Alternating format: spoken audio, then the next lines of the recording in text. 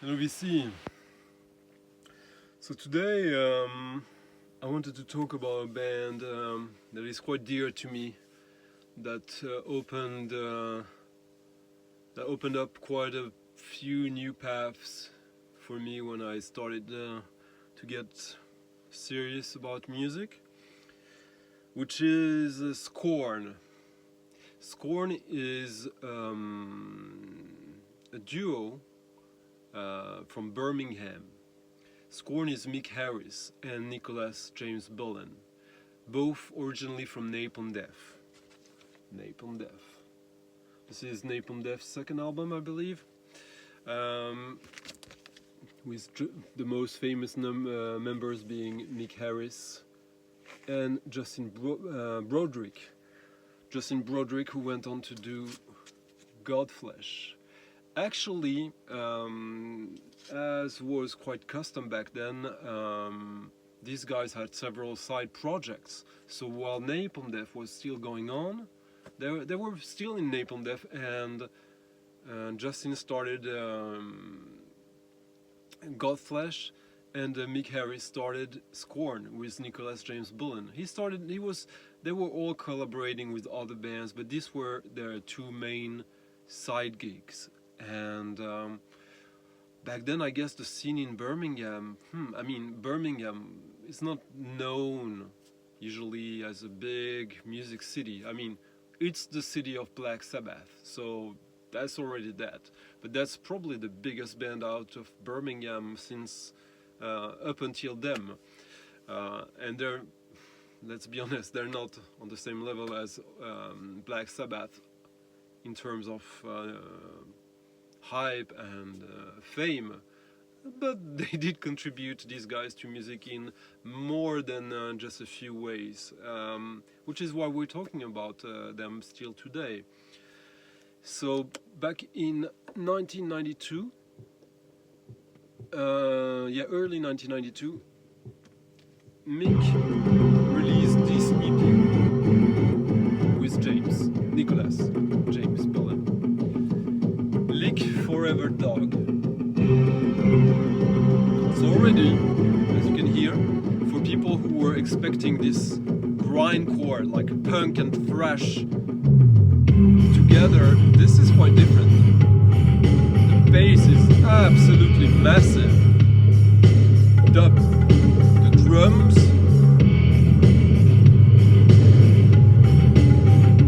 some kind of syncopated tribal tom, so which means there's some electronic treatment already, like delay, reverb, and the guitar is almost used as a sample. Very metallic, but not in a rock and roll way, like sharp and just a very eerie, dark mood.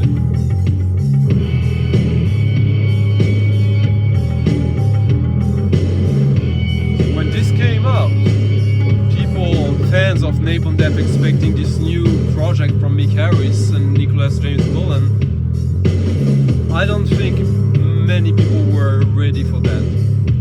What's interesting to know is that prior to Napalm Death in 85-86, both Justin Broedrick and Mick Harris, they were doing, like, as teenagers,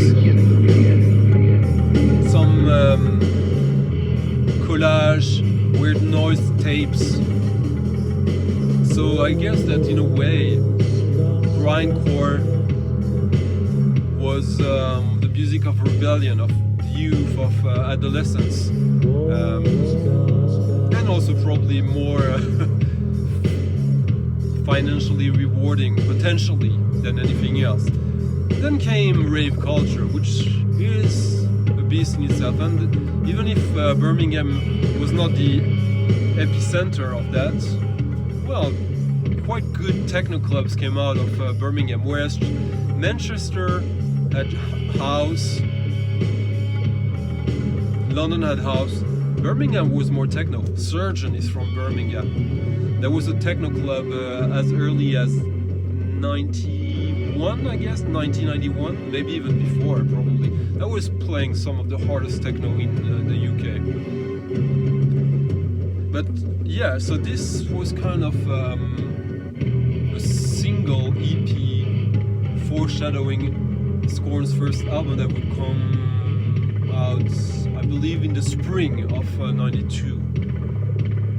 I was aware of it back then, but it was a little weird to me still. It was, especially since I figured it, before I heard it, I figured it had a lot to do still with the metal roots of Mick Harris and Nicholas James Bullen, with Napalm Death, which is like, yeah, cross punk, thrash, with some, not doom, but like something really grungy, which is what you're getting here, which is really interesting to me. Much different kind of artwork also, much closer to industrial music. This kind of looks like, this could be like a Skinny Puppy record, maybe even Coil, which are two of the main influences of Mick Harris, admittedly. And there are lots of references to Coil in his, in the lyrics, in the imagery, even if they are coming up from a vastly different background. So, just a few months after this comes the first album.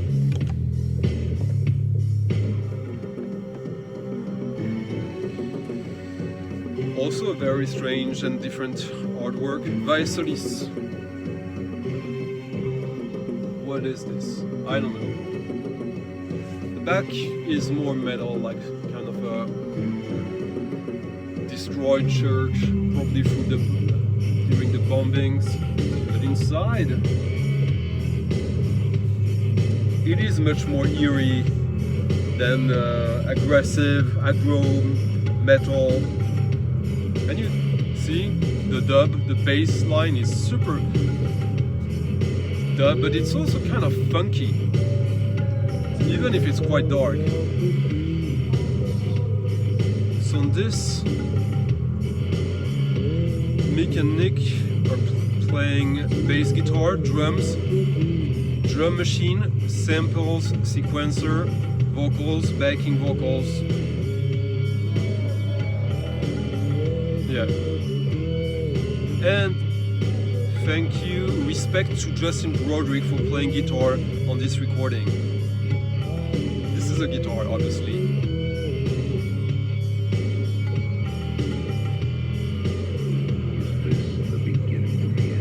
Yeah, this came with an insert with the fangs, which is kind of interesting, as they thank a lot of people, but also people like John Zorn, Bill Laswell, Oz Fritz, Treponempad, French industrial band. So they were quite deep in the underground of metal and stuff that was about to get kind of different. I mean, this came out in '92. What else came out in '92? These records, right? Or this is maybe 91. But the Orb were really making ambient quite popular and in the UK. Ambient and dub. Well, here you have ambient, dub, and metal, grindcore. So how would this go on? Well, there would be a second EP for this album, Deliverance, which is pretty good.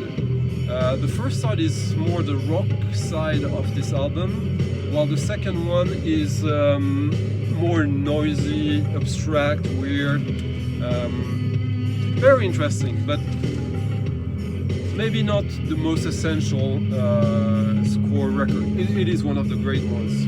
You'll understand soon, I'll explain. Then came an EP, 10-inch EP, White Iris is Blind, foreshadowing the second album from '93. Yeah. And it's great, it's kind of like that, but a little less metal and a little more abstract. And on this, there's one track that I consider one of the top, most eerie, evil tracks ever.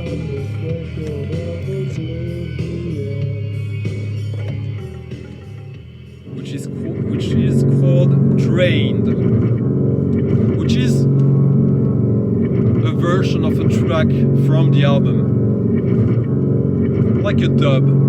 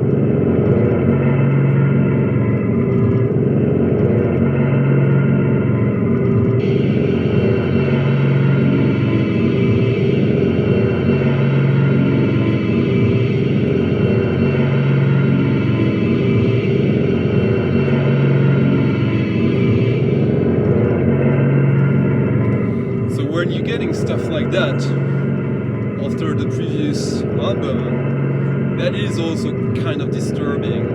The music is quite disturbing, but the transition from where we came from, it's kind of a natural evolution in a way, but still, listening to this as a teen, that was a lot to process.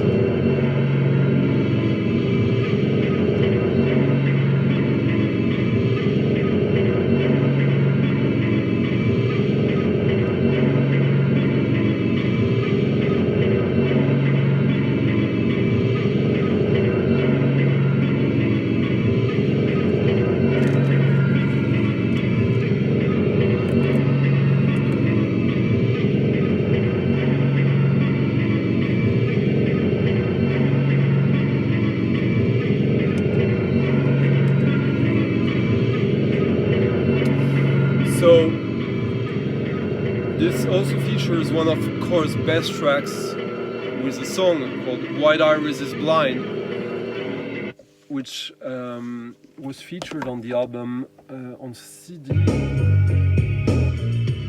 but not on the LP. This is kind of the companion of the LP. The LP, Scorn, Colossus, featuring a few postcards.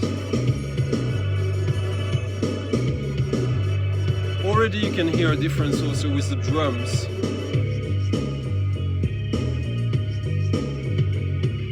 The guitar is more in the background, is less melodic and more kind of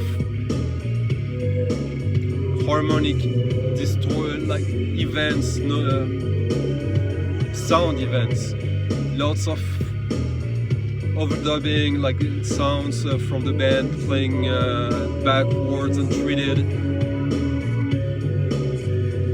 but still quite groovy. And other tracks on the album would be maybe more also industrial rock, stuff like this, but also still really dub. And when I say industrial rock, rather industrial than rock actually, which is, well, it is a blessing, I would say. You can only die once. Yeah, so okay, maybe the mandatory cliché movie soundtrack samples as well, there and there.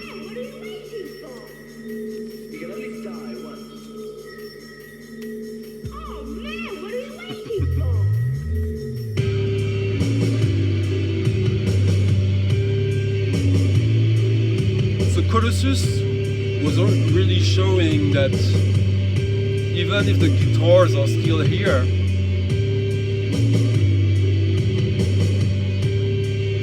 metal is behind.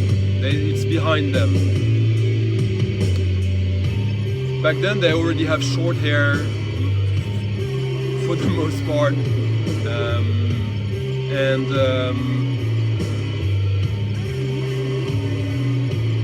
and I guess the audience, the heavy metal audience, were hoping for something with the first album. Probably a little bit disappointed. Gave up on them with this. They were kind of right, even if they were so wrong, because, I mean, such a shame, such a shame.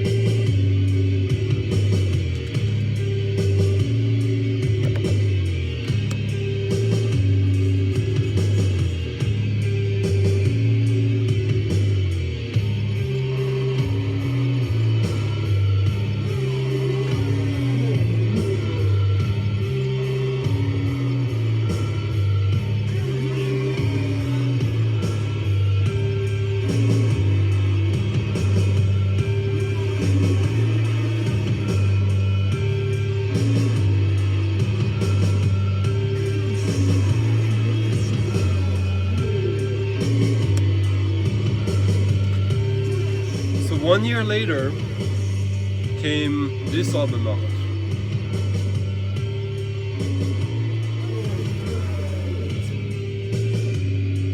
Evanescence.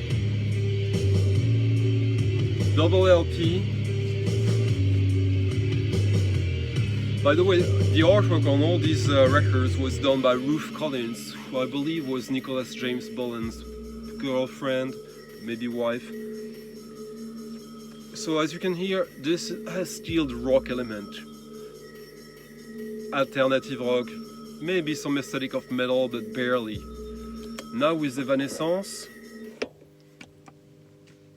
you still got the groovy bass, dub bass, but you'll see.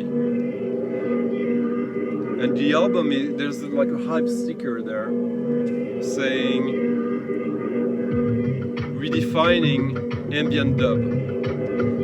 This was marketed, I remember, in the record shops as dark ambient dub. So it is kind of foreshadowing trip hop as well. But Mick Harris is a drummer, and a great drummer. We'll get to that in a second, in a moment.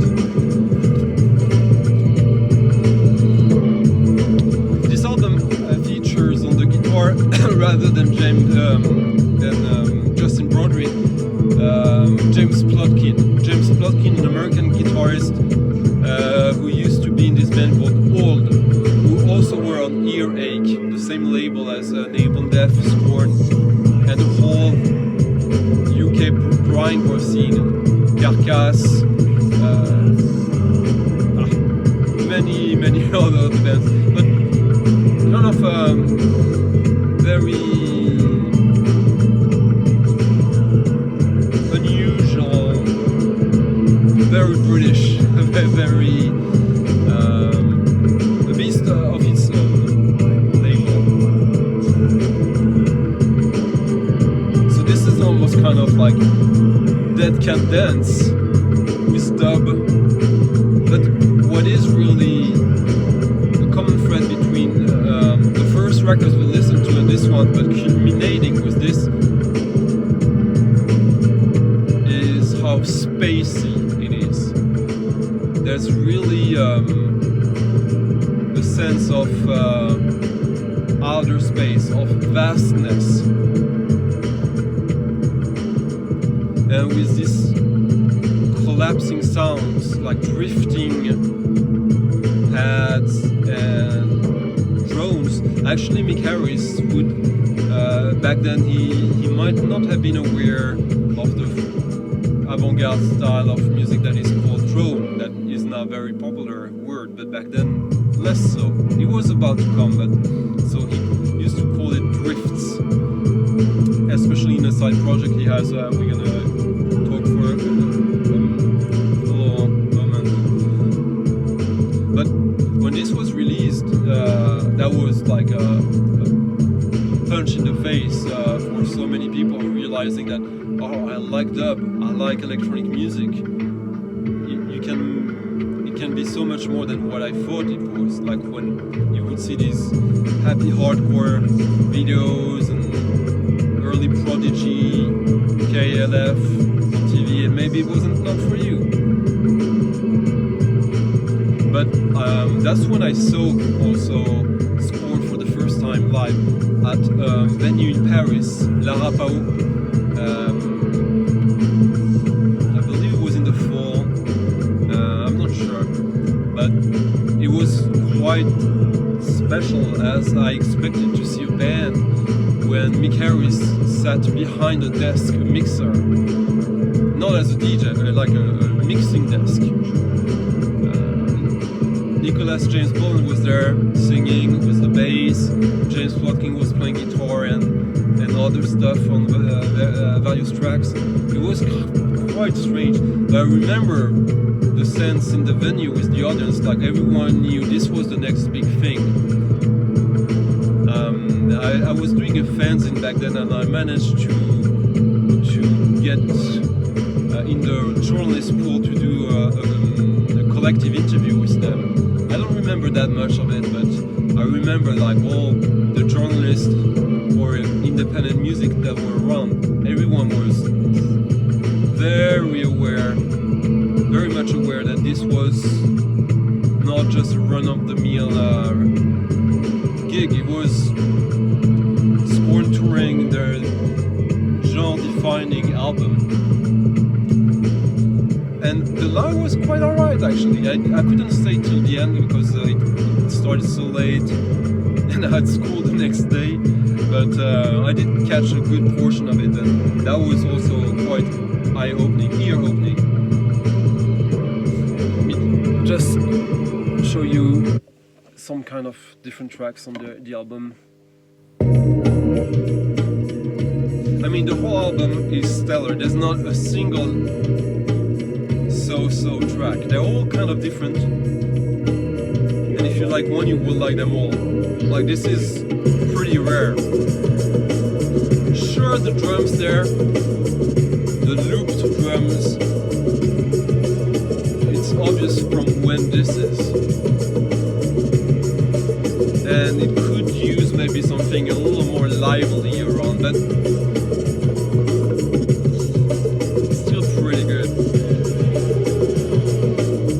this has 10 tracks, and yeah, this was the soundtrack for a good portion of my my teen years, but it soon got even obliterated by their next release, which was foreshadowed by this EP, which is Silver Rain Fell. The track we're listening to right now, remixed by Beat Manifesto. Another new connection that was surprising, but not necessarily out of this world. There are kind of similar paths, as Beat Manifesto comes from electro, but also from industrial music, and he's British. And but really, this was nice. But it's the next album that this was a preview of, the remix album of what we're listening to. Ellipsis. 5 12-inch box set with remixes of this by by Big Manifesto, but also Bill Laswell, Coil, Scanner, Otaker, PCM, Germ, Scorn himself, and Coil again. The second Coil remix was exclusive to the vinyl box set. And man, when this came out, I was still not fully grasping how into electronic music I was about to fall in. I don't know how to define it better, but yeah, this was just also the beginning of my love for Coil, obviously, as the remix by Coil on this is very much in line with what we're listening to right now, but it's also defining the culmination of a certain type of the second era of Coil. What starts with Love Secret Domain aesthetically is, in my opinion, perfected with this track.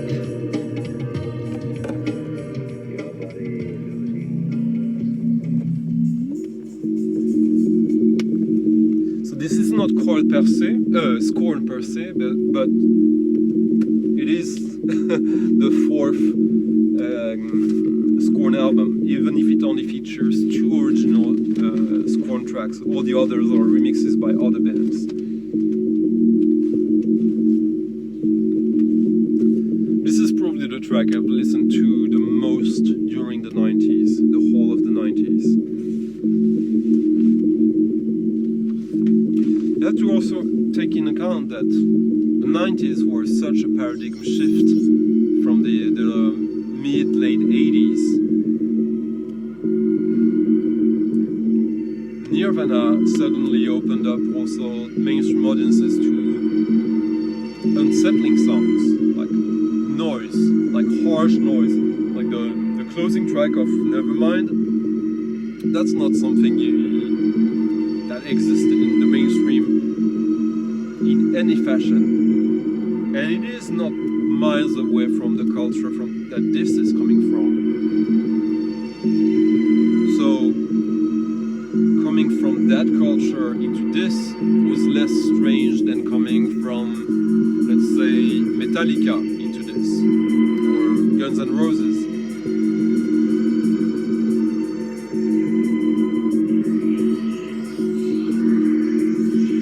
Also the fact that a lot of metal used to, and still does, like the macabre, darkness, etc., when the music rarely has this kind of darkness or the broodiness, monotonous and menacing, but not with violence, is something much more disturbing. Even if, to a certain degree, it is like teen angst cliché.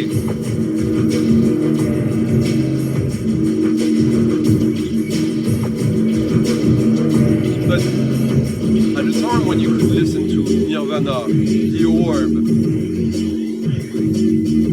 De La Soul, all this kind of made sense together. And Coil. The Coil was still quite underground. In fact, I guess that this record, the one we're listening to,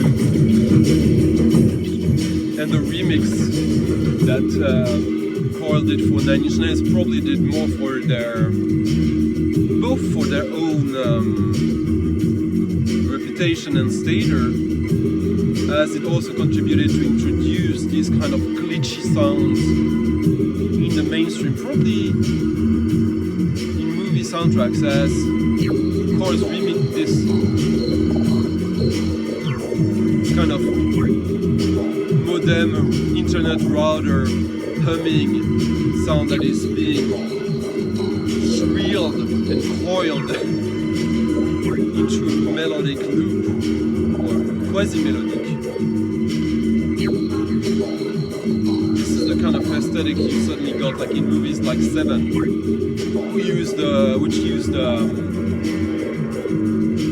coil remix of Nine Chains, but this brooding mood of Scorn, that didn't really exist that much in coil in itself, but that was also quite influential on a lot of music from the mid-90s. So here is the cover for the CD of Ellipsis.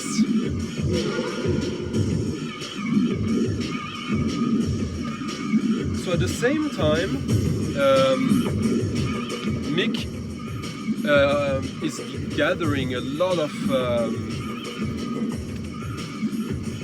interest around him.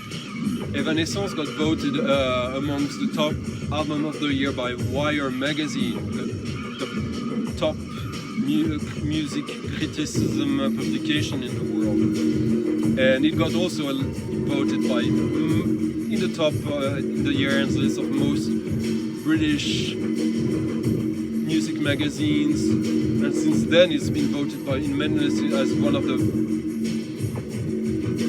best albums of the 90s. But so much so that even as Mick was thanking Bill Laswell and John Zorn in his first record, that probably contributed for him to become a member of Painkiller. Actually, I think that started at the same time, maybe even a little bit before. Painkiller is Bill Laswell, Mick Harris, and John Zorn. John Zorn, New York free jazz saxophone player,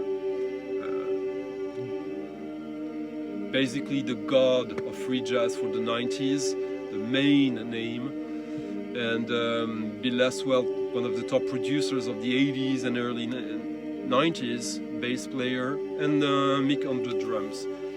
For the third album of Painkiller, the first two ones being basically free jazz meets grindcore, with some dub elements but barely. The third one, Execution Ground, that was released as a double CD back then, and years later as a double LP, omitting one track. Well, the third album offered Mick Harris and Bill Laswell the opportunity to make kind of dub versions of what they were usually doing, which results in music such as this, quite close to what we're listening to right now. The first two tracks of the album are kind of in line with the early Painkiller stuff, with the saxophone being really present and soloing. And the second half of the album is like this isolationism, drifting, slowed down, ambient dub versions of it, barely dub actually, of the usual Painkiller stuff. For years this was my most desired record I wanted to be issued on vinyl. This is a very, very important record for me.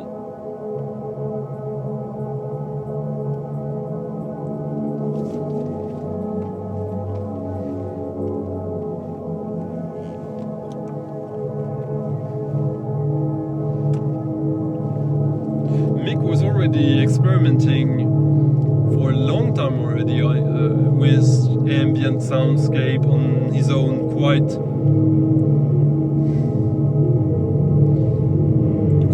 anonymously. There was no internet, certainly not on the level we're having now back then. So he was, when he first got at home a 4-track recorder, effects, etc., he started to use field recordings he was doing around in nature with around Birmingham, slowing them down and doing these records that came out on CD in the early 90s under the name of Lull on various experimental labels, and also on Bill Laswell's Subharmonic label. They even collaborated for a CD called Somnific Flux, which is great. Drony ambient. Here's the drums, far, far, far in the background. Very spacey and eerie. So I guess Mick released 4 albums under the name of Lull on CD before he did this mini album, the double 7-inch album.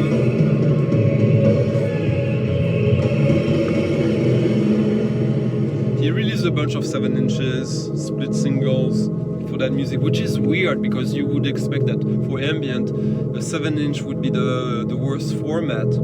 But back then, for some reason, a lot of these guys, Justin Broedrick under his name Final, was doing also drone music, ambient, that was only released on either on CD or on 7-inch. And a few others. There was a tradition. Nocturnal Emission did a lot of these. Who else? Organum. All British guys. This is really, really great. But this is... I guess this is even more timeless than the Scorn stuff, since the drums are not looped as they are in Scorn. But this actually also made an impact on the jazz scene in the mid-90s.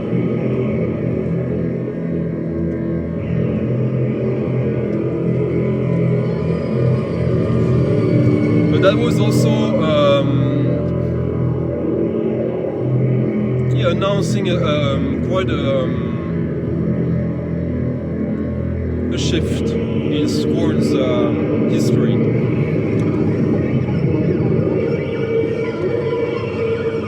So here is Zorn. This is great. But we'll check a little bit of Lull.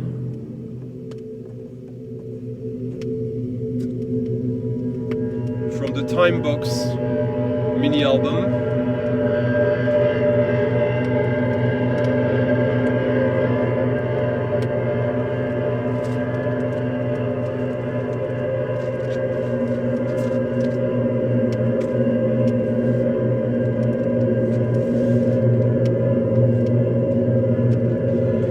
But what happened is that for some reason, and I'm not privy to, I'm not sure it's been discussed too publicly.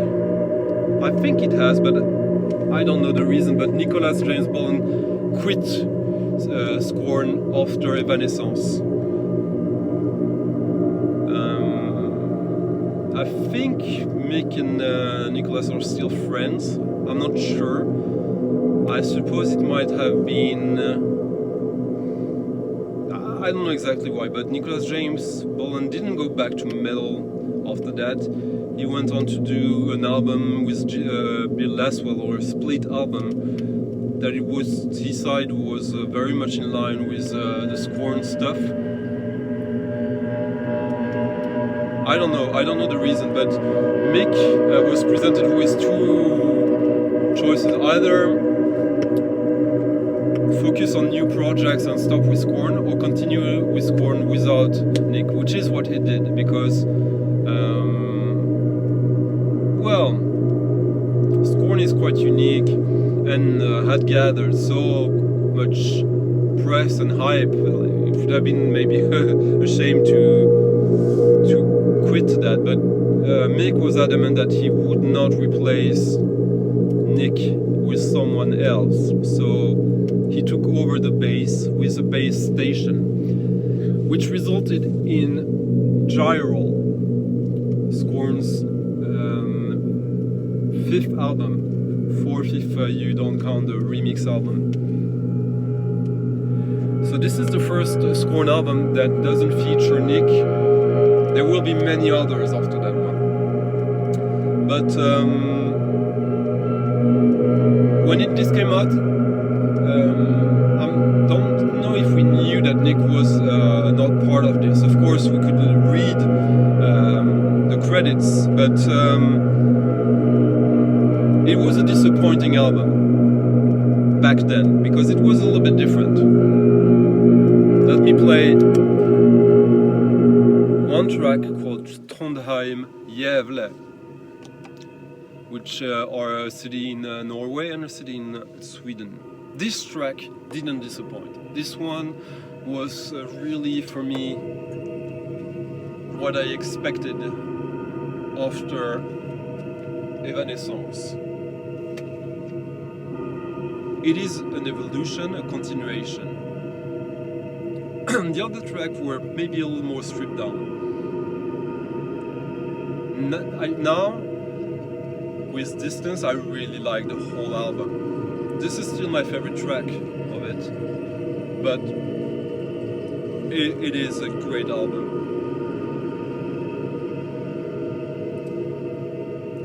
The album that came out after that didn't do it for me. And Mick started to do several other projects. Coit, The Weakener, Equations of Eternity with Eraldo Bernocchi, and collaborations that were kind of all like Scorn, but the new Scorn. The new Scorn was bass and beats. Probably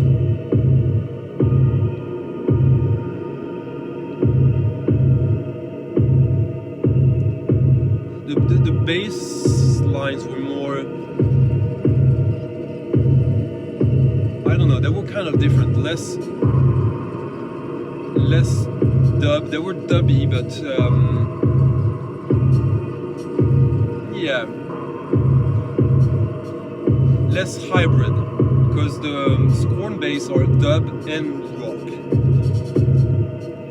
But that was not the biggest issue I had with the stuff that came after. This still has space and eeriness.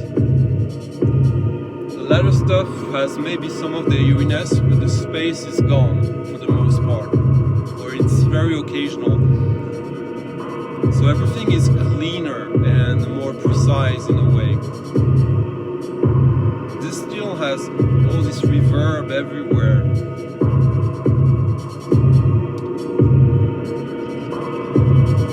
And probably using a guitar as the sound source for a lot of these soundscapes. But yeah, I continued to buy almost everything Mick Harris up until the early 2000s. After that, before he released his second album, his second solo Scorn album, he released this EP on his own label.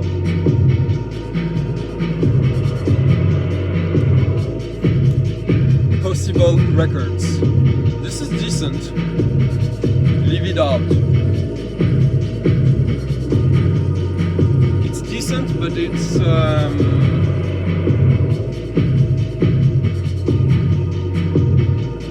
it doesn't have the magic of this to me. And everything that came after, actually I got rid of it, because it is what it is. It has some qualities, but it doesn't have what I'm after when I'm listening to Scorn.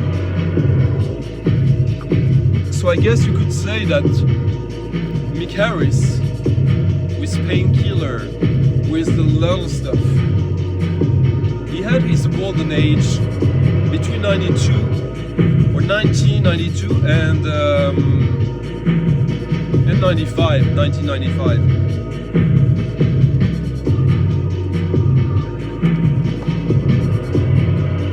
I at the same time, he was starting to do so many projects under names no one knew it was him. He did a lot of techno EPs under the name Mortella or something like that.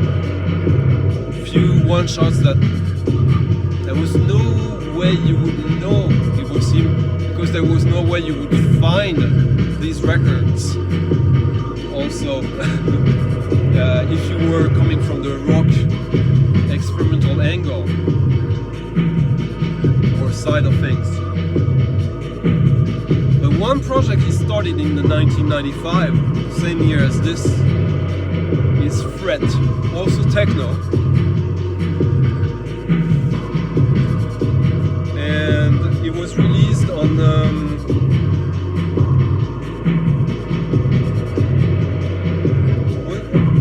I'm not sure if it was. It was released on a label called Resonance, which I believe is connected to Surge, but I'm not sure. But this, in my opinion, is a better continuation of that than the EP I showed you of Scorn, Leave It Out, and certainly from the next album, Logi, Bagori, and then Zender, Wine, all these records that are not terrible, but lose what I consider the magic in these early records. But I'm gonna play you one track from this, which for me could have come out on Gyral, but at a techno tempo.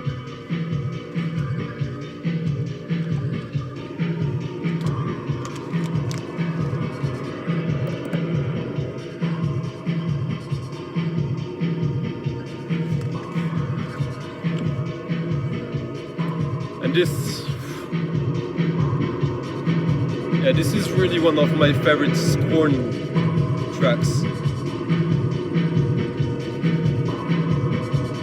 Evanescence is really the best album. This one has, the culmination of some ideas from Evanescence, but it's at the same time already looking somewhere else.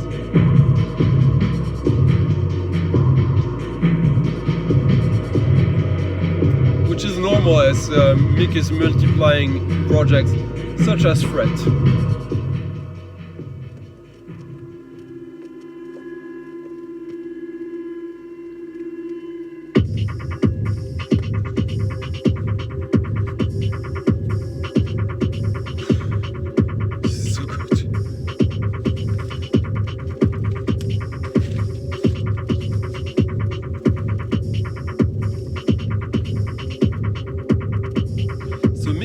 Active between the late 2000s and late in 2017. He released a lot less. He was kind of not retired from music. He was still doing his stuff for his pleasure, but he was fishing. He's a big fisherman, and that's what he enjoys doing in his life, going to the river and fish. If you follow him on Instagram, there's barely any pictures of anything music related. It's all him and his fishing gear, and barbecuing, and and he seems to have fun in life. He's a happy chap. I met him a few times after that first time in 1985, and he was super generous with his time, with his insights. And other musicians I met, like Surgeon, who basically was groomed into music by Mick Harris, told me the same thing, that he got introduced to so much great stuff, musique concrète, free jazz, spiritual jazz, from this guy, as early as 91, 92, so generous with his time and with his knowledge. The music he's doing nowadays, I think, is finding his way back to some of the stuff I love in his music, but it's still different. I know lots of fans of him, of Scorn, still love this stuff, but they're fans. Lull is starting to become a more important part of his discography as well. There's been a few reissues on vinyl of his stuff. I showed one in a previous stream. There's supposedly a new album coming out. But the thing is that a lot of the music we listened to, and the one that came right after, has since been rediscovered and is considered by many as the blueprint of dubstep. On one side you got Muslim Gauze, and on the other you got Scorn, which are two out there influences that kind of foreshadow dubstep, and we're kind of doing dubstep before dubstep. So much so that the dubstep guys, the original ones, they knew these bands. A lot of them knew these projects. So he's kind of a cult figure in the electronic music scene currently, Mick Harris, but not necessarily by people who stick like me to his golden age. What I consider his golden age. But yeah, a very important moment in music history during the 90s, Scorn, and what that project made and put Mick Harris on the path of. I'm pretty sure no one talks about this in the VC. I understand why. I'm not sure you guys will be won over by this little presentation, but if you think about all the mutations in music during the 90s that are now normal and not at all challenging anymore, Scorn and Mick Harris are one of the absolute top reasons for all of that.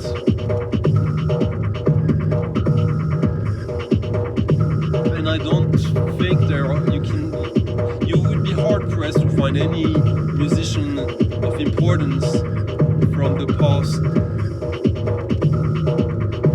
30 years who doesn't have like a knowledge, a deep appreciation for Mick Harris and Scorn, or at least a knowledge of him and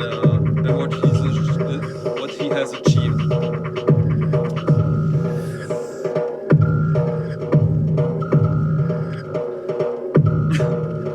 So this little guy who looks like, he basically looks like one of, like if you watch the latest season of Stranger Things, which I did because of Davis, the metal guy who plays role-playing games. He looks exactly like Mick Harris did in the late 80s and right before he started Scorn. And it kind of makes sense. Earache in 92, I believe they released a compilation homage to Black Sabbath, and with all these grindcore bands, and Scorn did one cover which was the most out there, and probably unsettled a few people and probably shocked Black Sabbath fans as like, what is this shit? It is shit made by someone who comes directly from the lineage of Birmingham heavy metal royalty, so I'm by no means a hard rock metal guy, but thanks to Scorn, I am by proxy. Even Scorn did everything to escape that in so many ways. Anyways, I hope you found this at least interesting. Hopefully you liked some of it, and well, just tell me in the comment section, and we can keep this discussion going. And if you want more videos like that, just tell me, subscribe, and you know the deal. So there it is, Scorn, the Golden Age, 1992-1995, on Central Confusion, and that's it. Thank you for listening. Have a nice evening.